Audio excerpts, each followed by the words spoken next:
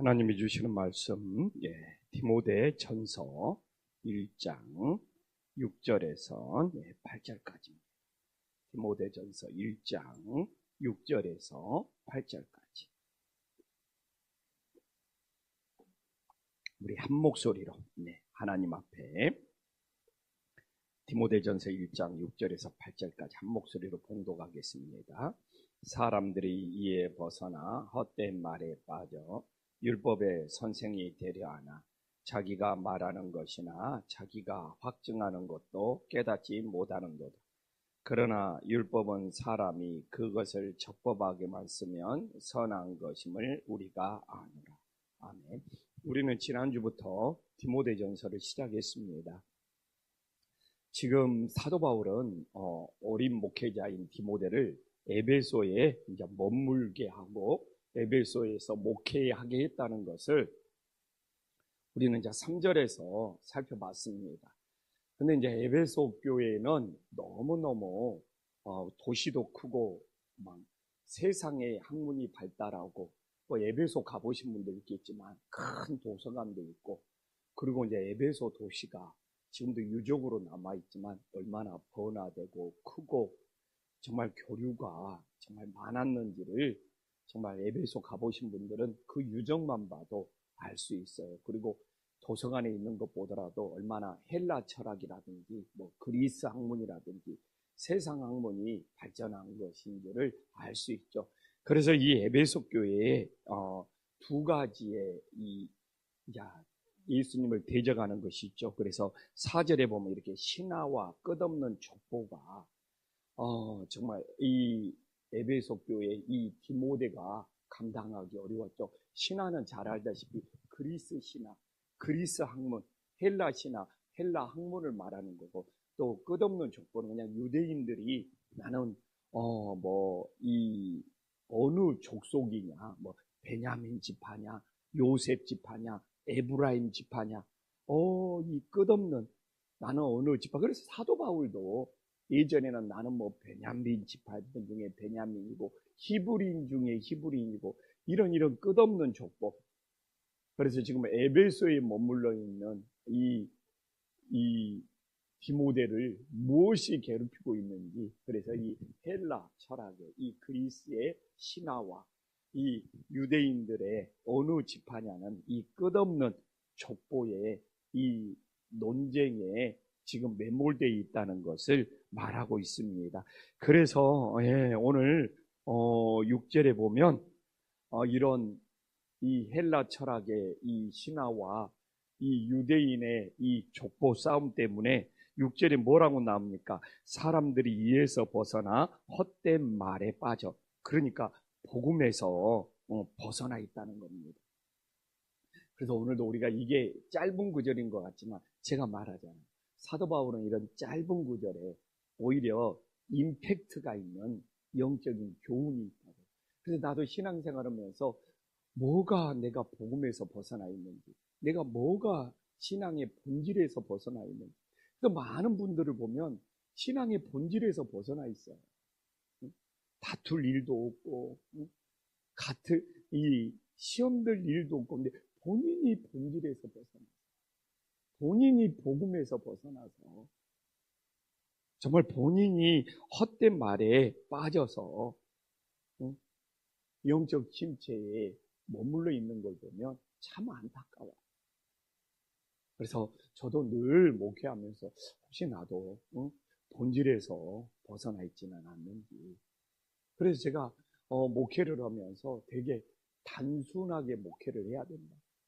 내가 이 하나님의 말씀을 전하는 일, 예수님의 복음을 전하는 일에 정말 마음을 다해야 돼. 그리고 또 하나는 뭐가 있습니까? 복음을 전하는 일, 전도하는 일에 마음을 다해요. 이 본질에서 벗어나지 마. 이건 너무너무 중요한 것 같아요. 또 우리 성도님들로서 신앙생활하면서 내가 혹시 하나님 앞에서 이 벗어나 있는 것을 내가 벗어나가지고 그것 때문에 마음 상한 일은 없는가? 우리들이 복음의 본질에서 벗어나지 않고 정말 헛된 말에 빠지지 않기를 간절히 소망합니다. 근데 그 당시 이 율법주의자들의 이 헛된 말이 세 가지를 의미한다. 그래서 이게 앞으로도 나옵니다. 첫 번째는 유익이 없는. 이제 우리가 신앙생활을 하면서 너무 유익이 없는 말에, 이 유익이 없는 헛된 말에 빠지지 않기를 간절히 소망합니다. 사람도 대화를 나눠보면 그래. 너무 유익이 없어. 그러면 대화 나누는 시간이 아깝죠. 제 성격은 더 그러는 것 같아요. 막 유익이 없는 말을 막 길게 늘어지고 있으면 좀 이렇게 속 터지는 성격입니다. 또 하나는 뭡니까? 비생산적인. 정말 비생산적인. 또 하나는 뭡니까? 토론을 위한 토론입니다. 토론을 위한 토론. 정말 이 율법주의자들의 이 세 가지 헛된 말이 오늘도 내가 그냥 대화만 나누면 그런 것에 빠져있지 않아요. 그냥 유익도 없는 말, 비생산적인 말, 그냥 토론을 위한 토론, 이 말꼬리 잡기 식으로 그런 것에 빠져있는 우리 모습은 없는지 정말 이 6월을 시작하면서 우리 자신을 돌아보고 우리의 믿음을 바로 세울 수 있는 하나님의 자녀들이 될 수 있기를 간절히 소망합니다. 그럼 우리가 이렇게 유익이 없고 비생산적인 말을 않고 토론을 위한 토론에 빠지지 않는 이 헛된 말에 빠지지 않기 위해서는 본질에서 벗어나지 않는 복음의 본질에서 벗어나지 않고 지금의 이 시대 우리의 중심을 지킬 수 있기를 간절히 소망합니다. 그리고 또 하나는 뭡니까? 7절에서 아주 중요한 이야기. 그 당시 이제 율법주의자들이 이 깨닫지 못하고 가르친다. 근데 선생님 노릇은 하고 싶어요. 7절에 보면 율법의 선생이 되게 하라 하나 자기가 말하는 것이나 자기가 학증하는 것도 깨닫지 못한다. 그래서 이 하나님의 말씀에 대하여 스스로 깨닫지 못하고 가르치기 때문에 그 당시 진짜 엄청난 영적인 혼란이 있었다. 그래서 저한테도 저 같은 사람에게도 어제도 제가 주일날 설교를 했잖아요. 혹시 내가 깨닫지 못하고 하나님의 말씀을 전하고 있지는 않는지 사실 두렵고 떨리는 것이죠. 이 깨닫는다는 것이 여기 문맥에서는 하나님의 말씀이니까 그 하나님의 말씀을 하는 그 뜻을 정말 하나님의 뜻을 잘 깨닫고 전해야 된다는 것을 우리들에게 보여주고 있어요. 하나님의 말씀은 시간의 차이가 있어요. 시간의 차이가 있어요. 이 2000년이라는 시간, 그래서 이 원래 전했던 이 원복음을 지금 우리는 2000년 후에 있는 우리들이 듣고 있어요. 그래서 오늘날 이 깨닫기 위해서 제일 중요한 것은 뭡니까? 재해석을 하는 겁니다. 이 시대에 맞게 이 시간의 간격을 정말 우리들에게 시간의 간격을 극복하고 잘 전하기 위해서는 제일 중요한 것이 재해석이거든요. 그래서 2000년 전에 예수님이 사도 바울이 전했던 이 원래의 뜻과 오늘 우리가 살고 있는 상황이라는 것이 있어요. 그래서 이 말씀의 원래의 뜻과 지금 내가 살고 있는 상황 속에서 하나님의 말씀이 올바르게 해석이 돼요. 이걸 재해석이라고 합니다. 이 저 같은 설교자가 가장 중요한, 이 성도님들도 2000년 전의 말씀을 오늘의 상황에 맞게 재해석을 하지 않으면 영적인 혼란에 빠져버려요. 그래서 일단 단적인 애입니다. 사도 바울이 단적인 애예요. 그냥 이미 들었을 때 우리가 지금도 여자들이 머리에 두건을 써야 됩니까? 성경에는 분명히 여자들이 머리에 두건을 써라고 나왔어요. 여자들이 머리에 뭘 쓰지 않, 근데 말하잖아요. 2000년 시대의 그 뜻과 오늘의 상황에 맞게 재해석을 해요. 제가 말했잖아요. 에베소에 가보면 알겠지만, 고린도에 가보면 알겠지만, 신전들이 엄청 많아요. 근데 그 당시는 아이들이 태어나면 남자애들은 노동력이잖아요. 엄청 귀하게 여기지만 여자애들은 쓸모가 없다고. 다 진짜 먹고 살기가 힘드니까 그냥 길바닥에 내버립니다. 그러면 길바닥에 내버린 여아들을 어떻게 가져다가 에베소 신전, 고린도 신전 갔다가 바칩니다. 그러면 그 신전에서 여아들이 자라났는데 14살이 넘으면 그들은 신전에서 창녀가 되는 거예요. 창녀. 그 당시 그런 게 신전이 창녀에 속을, 그걸 신창이라고 불러요. 진짜 비극적인, 그 당시 정말 그런 비극적인 인생이에요. 근데 사도 바울이 그런 사람들에게도 그렇게 사도 바울이 복음을 열심히 전했어요. 그래서 그냥 막달라 마리아 같은 인생도, 일곱 귀신 인생도 지금 내가 말했던 인생을 산 거예요. 근데 예수님의 복음을 듣고 사도 바울을 통해서 그들의 인생이 변해요. 예배를 드리고 싶어서 교회를 찾아요. 근데 제가 말했잖아요. 신창들은 구별을 하기 위해서 머리를 다 밀었다. 도망 못 치기 위해서 머리를 다 밀었다.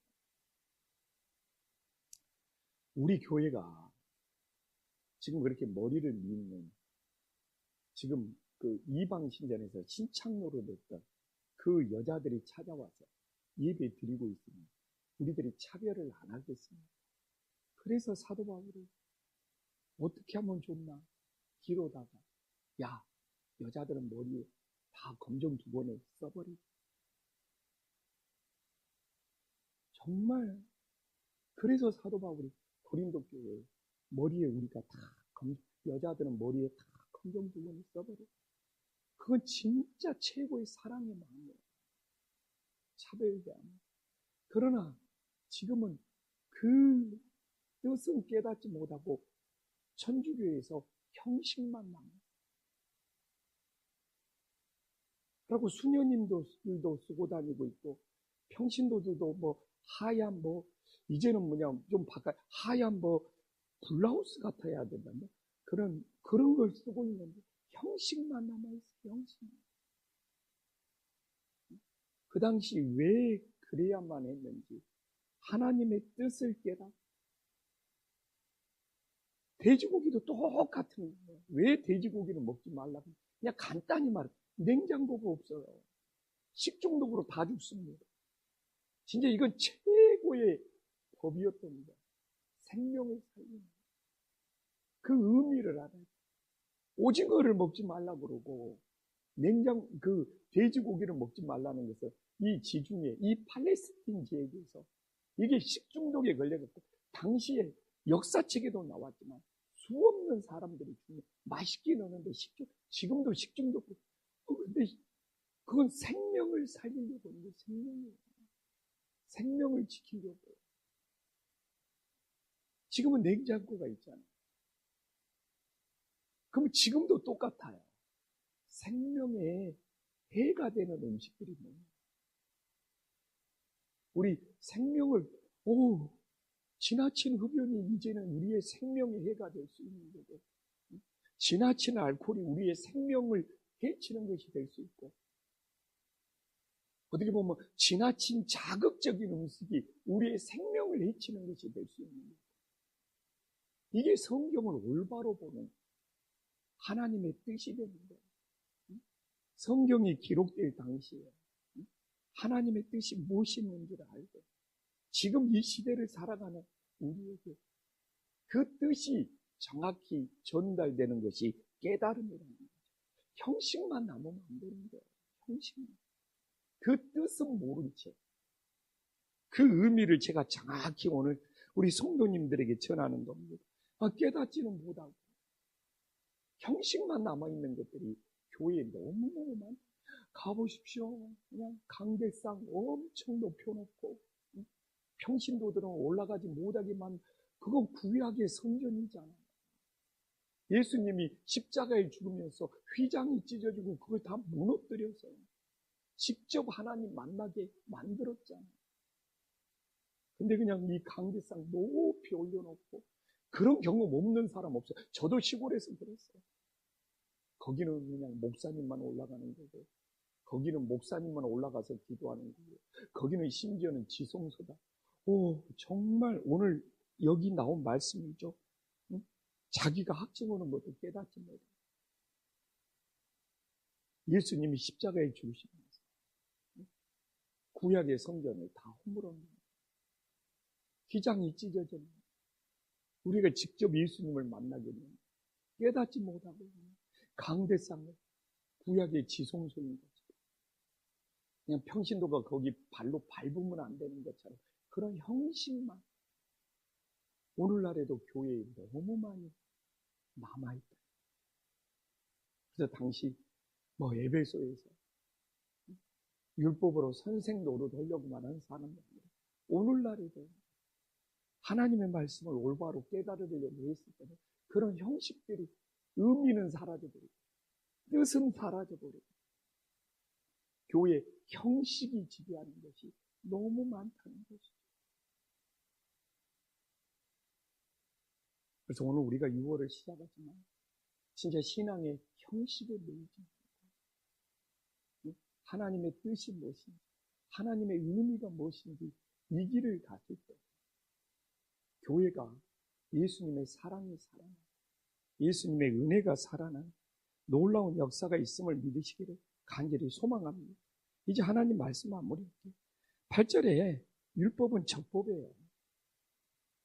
근데 그걸 척법하게 지키는 사람이 없는 거죠. 이게 오늘날도 저는 그래요. 우리나라가 헌법 이야기, 법이 잘못되는 것은 그 법을 해석하는 차이라든지 그 법을 지키는 것이 문제가 있는 거예요.